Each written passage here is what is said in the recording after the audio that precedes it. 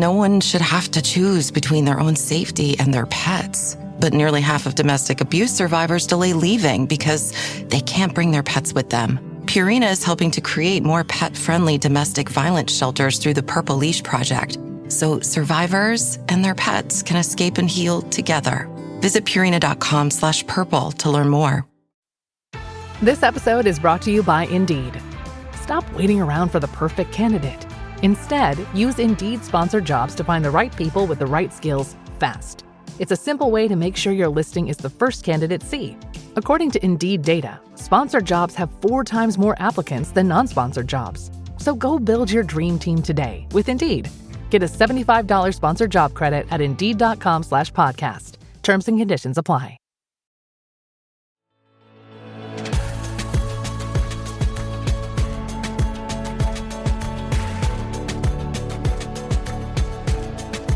I am Nicole Khalil, your host of the This Is Woman's Work podcast, and I know what you're thinking. Do we really need an episode on how to eat lunch? I mean, haven't we all managed to shovel something edible into our faces in the middle of the day for like our entire lives? But be honest, are you actually eating lunch, or are you inhaling it at your desk or on the go between meetings and errands? Or worse, are you skipping it entirely because there's always something more important? Here's the deal. Eating lunch shouldn't be some revolutionary concept, but for many of us, it really is. We've turned something that should be nourishing and energizing into something mindless, into yet another mindfuck about calories, or something mindless where we grab what's close and convenient without bothering to think about how it will make us feel. And somewhere in the mix, we've lost sight of what lunch and a true break can actually do for our energy, our minds, and our bodies, and yes, even our productivity. So if you're tired of spending your afternoons in a post-coffee slump, or if you've been on autopilot or don't believe you even have time for a mindful lunch, well, then this episode is for you. Our guest is going to show us why lunch might be the most impactful change we can make to fuel our days and have energy for what matters most. Today's guest, Cheryl K. Johnson, is here to bring us back to basics in the best possible way. She's a researcher by profession, but a longtime food and fitness enthusiast at heart. She's lived a life of balancing the push and pull between career and self-care, and when she realized her own career was no longer feeding her, pun absolutely intended, she crafted an entirely new approach, which she calls the box lunch lifestyle. Cheryl's method is all about carving out time for a real lunch break that's not just about eating, but about reclaiming a bit of life that's rightfully ours. How to build that better lunch break and why it matters so much is the subject of her book, Box Lunch Lifestyle, and she's here to teach us how. So Cheryl, thanks for coming on the show. And I think we've all heard the expression that breakfast is the most important meal of the day. So I want to kick us off by asking, why lunch? Why is that the thing that you focused and honed in on? Hey, Nicole, thank you. It's a pleasure to be here. Well, here's what I know is true. Lunch is an unsung hero because I think that wannabe habit changers need an easy way to start. So breakfast, mornings come with a lot of time pressure. Dinner, that's a lot of peer pressure. Dinner is just a bigger deal. So you might be eating out, or a lot of time you're eating what other people are willing to eat. But lunch is perfect. I mean, lunch is when I have a little more say over things, right? And it's a small and playful way to answer those 2 most basic lifestyle choices that we have to make every single day. What am I going to eat? And how do I want to spend my time? So a little food and a little time, to me, that looks a lot like lunch. I love that. So let's start with those 2 questions, the what to eat and how we want to spend our time, because you're right. We're maybe not asking that of ourselves as often as we should be, or giving ourselves the time to answer it. A lot of times I think we default in our days. So when it comes to lunch, how do we answer the question for ourselves? What do we want to eat? So if you think about this better lunch and how we want lunch to be, so let's say we have 30 minutes, right? Let's say we start with 30 minutes for these 2 things, for food and for time. And the 2 things together are really important because neither one should get shortchanged, right? It's not just about the food. But if you're thinking about 15 minutes of better food, what does that mean? And to me, it's anything you cook or assemble yourself. That's it. If you make it, it's better. It's better than anything frozen. It's anything better.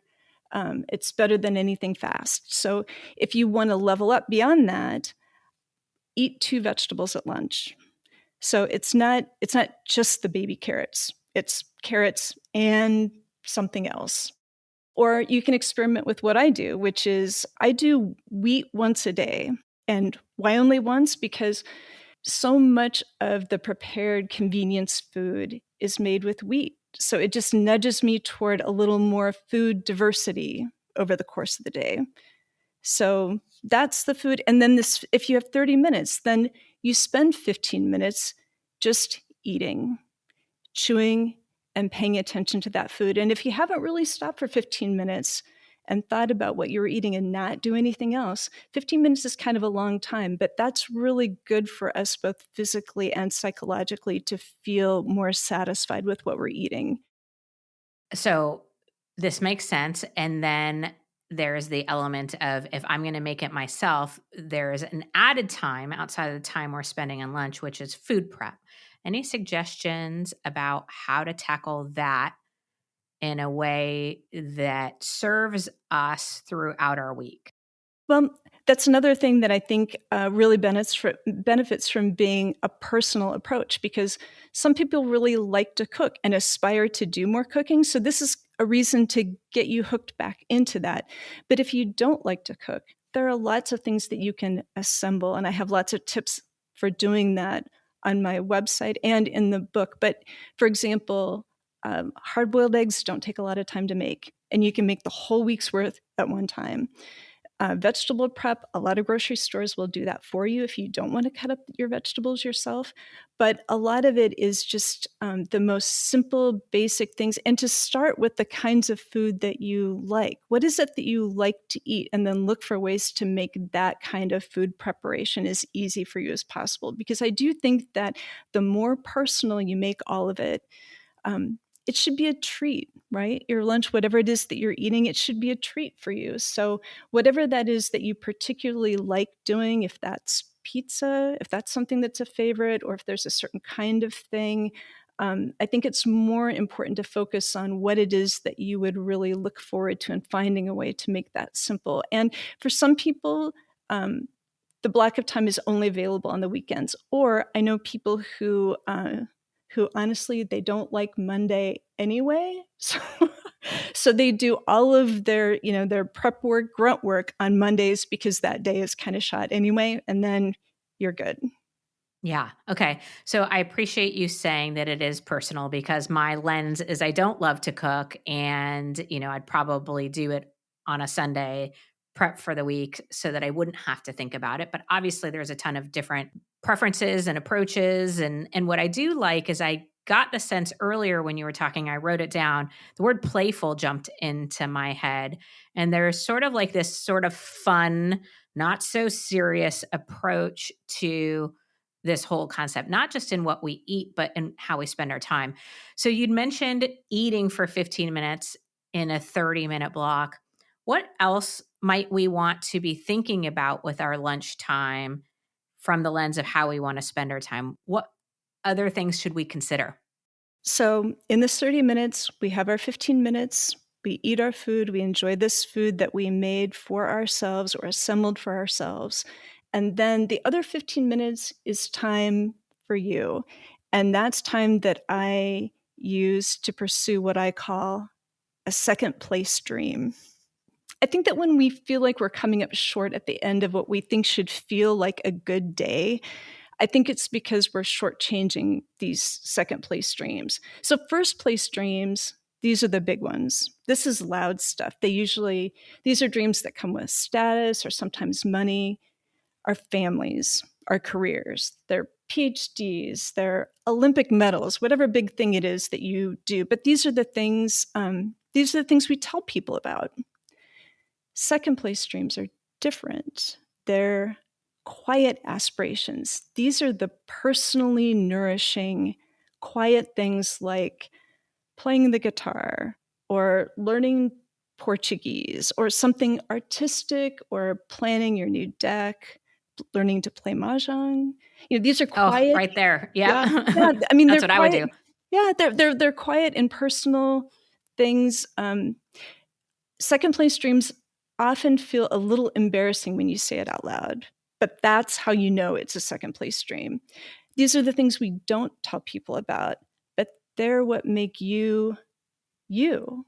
And these are also the things that if they don't get done, probably the only person who's going to miss out is you.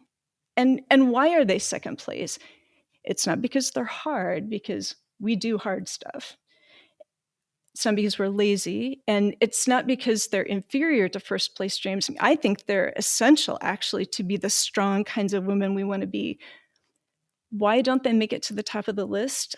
I think it's because someone told us once, you can't sing, or there's no money in that, or we've convinced ourselves that, what we want right now doesn't matter, or it can't happen right now. But it can happen, and it can happen virtually every day. It can happen at lunch. Yeah, I think as you were talking about why we've sort of discounted these second place dreams or why we tend to set them aside or they go by the wayside, I think for me, there is an element of it's not what I put in air quotes, what I do, right? It's like not what generates income or it is a responsibility or is top of mind. But I think that somewhere we've lost the necessity of doing things for joy, doing things for passion, doing things for because they give us energy to do all those first place dreams. Said another way, I think we've sort of discounted them as opposed to what I think I hear you saying is prioritizing them because they will not only make us feel better and have a better lunch experience, but they'll actually elevate our first place dreams along the way. I think there's real potential for that, because I think that part of the strength of being, a professional woman or an active woman is being able to say, this is important to me, my work and these first place dreams, but they're not who I am. There are these quirky, unusual things that I'm drawn to, and they don't make any sense. I mean, we all have interests. Like why are we curious about mahjong? I don't know. This is not a practical thing, but if you're curious about it, there's something to that. And I think that practicing feeding that kind of natural curiosity is really healthy. I mean, these are the kinds of things that, we would never discourage our child from pursuing these playful things. And we certainly wouldn't discourage our child from eating lunch in the middle of their busy day. So these are things we can do for ourselves too. You know how we're supposed to drink a bazillion ounces of water every day? Cute idea, but between work, life, and trying to remember what day it is, hydration doesn't always make the cut, which is why I love Cure. Cure hydration packs make it simple. Plant-based electrolytes, no added sugar, just 25 calories, and it hydrates better than water alone. And I love me some efficiency. My favorite flavor is lemonade. It's light, clean, and doesn't taste like somebody dumped a candy store into your water bottle. I use it on long recording days when I'm traveling or any day I hit noon and realize that I'm running purely on caffeine. And when I need more than hydration, like pre-workout where I need all the help I can get, I grab Cure Energy. It's got natural caffeine and electrolytes that get me moving and help me survive the part where I question all my life choices mid-workout. Staying hydrated isn't just about drinking water. You need electrolytes too. That's why I love Cure. It's clean, it tastes great, and it actually works. And for This Is Women's Work listeners, you can get 20% off your first order at curehydration.com/woman's work with code Woman's Work. And if you get a post-purchase survey, make sure to let them know that you heard about Cure right here. It really helps support the show. Don't just drink more water. Upgrade it with Cure. I'm always looking for ways to show my cat how much I love her. And with Fancy Feast gems, I can pamper her whenever I want with a savory gravy on top of a gourmet mousse pâté. The pyramid shape makes serving simple, so all I have to do is peel and plate to make mealtime feel extra fancy. And with 2 entrees in every pack, it's easy to turn every day into the extraordinary. Fancy Feast Gems. Abercrombie Kids is bringing the cheer all holiday season. And winter break means it's time for new outfits that are both festive and comfy. The last thing they need? New cozy coats for every occasion. Celebrate the season with Abercrombie Kids in the app, online, and in stores.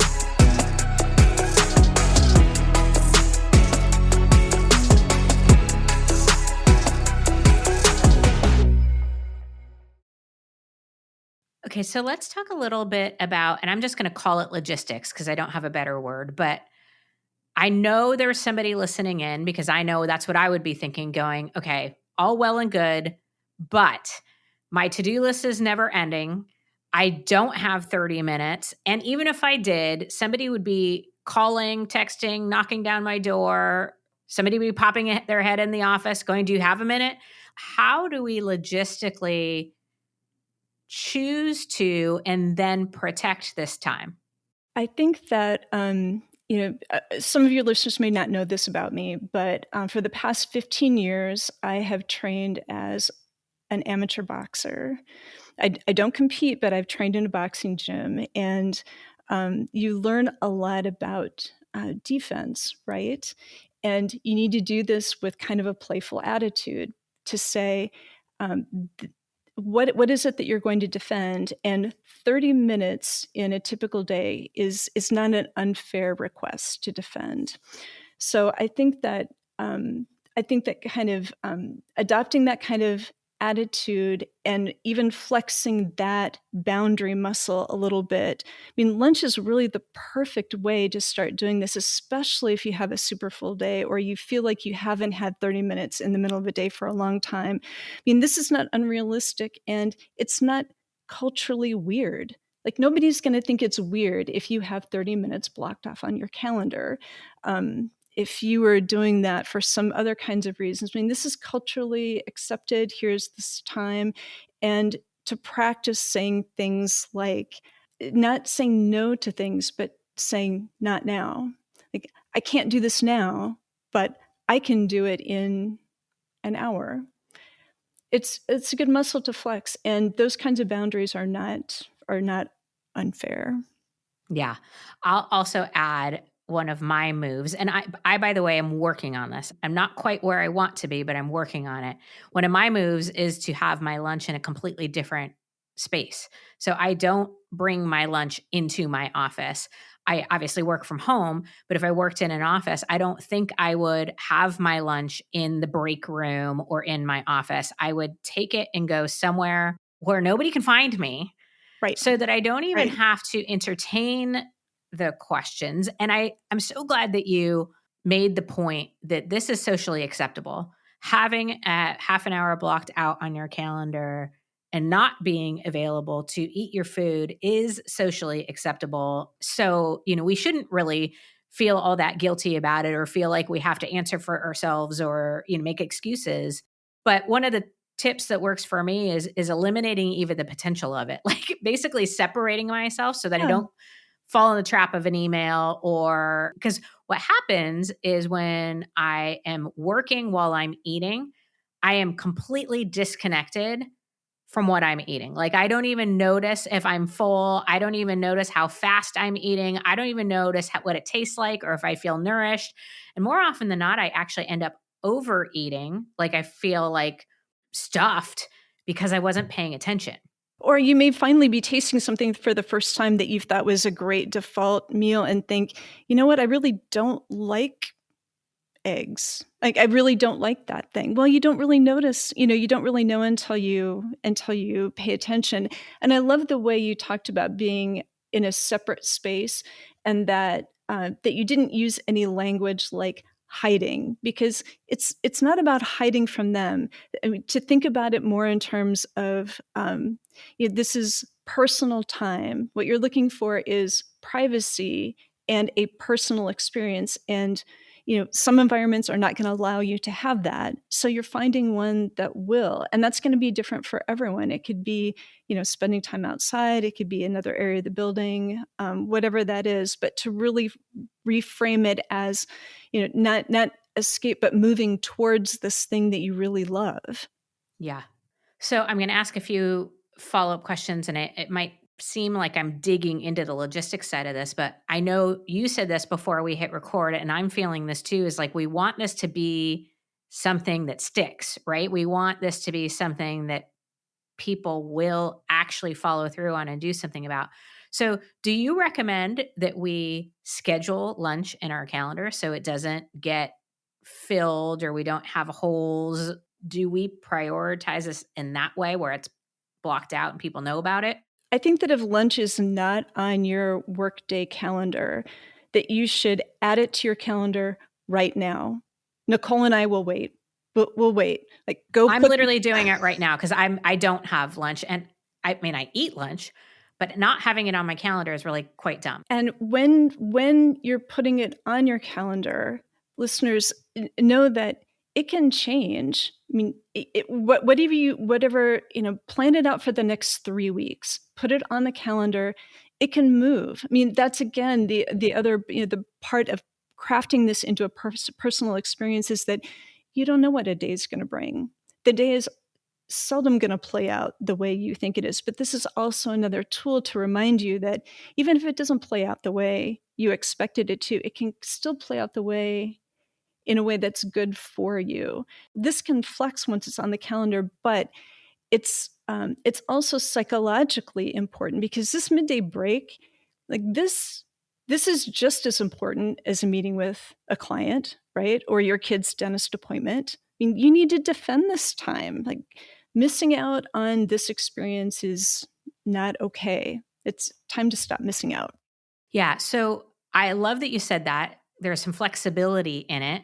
But what I find when I have something on my calendar is if something else comes up or I need to make an adjustment, I'm less likely, like what I'll do is I'll reschedule it. So for example, if Exactly. my break is 11:30 to 12 or whatever, and I have a podcast guest that wants to do a recording at 11:30, then I have the choice to move my lunch before or after that slot, but it's there. And so it's a conscious, like, oh, I got to move that around. Whereas when it's not on my calendar, it's so easy to forget or to not even have or create the time. And it sends the unconscious message that this isn't important. Also, logistically, Cheryl, I'm interested in your thoughts on this because when I have something on my calendar that's new, sometimes I'm going to put in air quotes, forget what to do with it. And so in the description of my lunch slot, I'm putting a few of these second place dream ideas in there. So when I sit down for my first scheduled lunch, it's like, yes, I know to eat, but like, what else am I doing with this time? Maybe it is doing an online mahjong course, or maybe it's doing a meditation, or I have a red light therapy thing and I do it like once a week or twice a week, but I've been wanting to do it more. So maybe I just lay down with there's just things that we can do. But if we're not used to it, I think sometimes what we want doesn't pop into our head in the moment. And so kind of preparing for it and giving yourself some ideas, at least that's helpful for me. Thoughts? I think that's a great idea.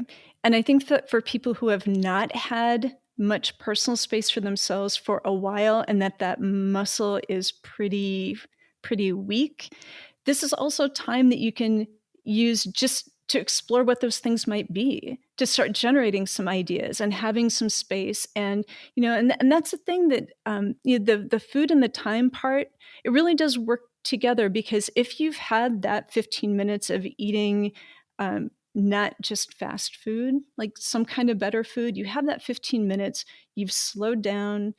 Now you're in a better place to make the kind of choices and to do the kind of creative or, brainstorming activities that you might want to do to say, what are those things that I want to do? I don't even remember. It's been so long since I've done anything other than what was either demanded of me at work or from other aspects of my life.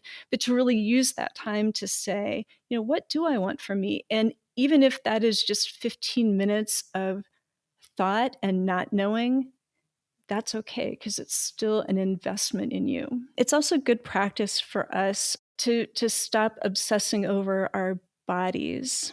That there are a lot of times when, we're obsessing over what we should eat. And maybe it's because we think we need to weigh a certain amount, or we think we need to look a certain way.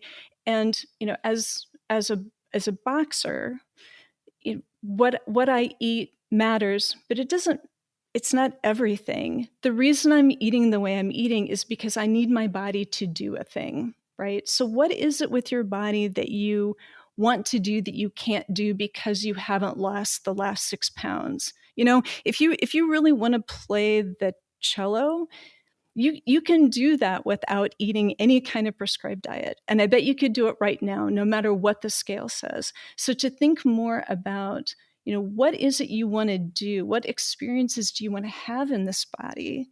And thinking about how do you want to treat that body so that you can do that thing? And, holistically, the other things kind of come together, but lunch is really a great place to start. Amen. I think really, it's almost embarrassing how much reframing and how much work that it takes to think about food or lunch or meals from a place of what it does for our body and what matters most to us and what we want to do, what it does for our energy, how it makes us feel. Like, what if you just made and ate your lunch and then asked yourself, how do I feel? Do I feel nourished and satisfied? Do I feel my energy kicking up? Do I feel something not sit well with me? Am I realizing that, hey, cauliflower doesn't do very well in my body, or whatever it is, right? Like, that's true for me, by the way. As opposed to associating our meals always with our looks. I'm so done and tired and over it. And I'm so grateful that this is not at all part of the box lunch lifestyle. So thank you for that. Okay, friends, go to boxlunchlifestyle.com and you can download the free Better Lunch Blueprint from Cheryl for free again. And you can also go get your hands on the book. Again, it is called The Box Lunch Lifestyle, and it's available on Amazon or go to your local bookstore. Let's keep them in business. Cheryl, thank you, thank you, thank you. This was a great conversation. Thank you, Nicole. All right, friend, let's agree to stop treating lunch like a chore and our needs like an inconvenience. Enough with the mindless snacking, the calorie counting guilt trips, or the sad desk lunches you barely remember eating. How about we feed ourselves with something that actually fuels us, whether that be food or a second place dream or both, not just whatever's closest to the office or easiest to unwrap. Let's make lunch a part of our day that honors our energy, supports our focus, and reminds us that we are more than just machines. Feed yourself. Fuel yourself. And yes, take the break you so desperately need. Because taking the time to reclaim your energy for what matters most, well, that is woman's work.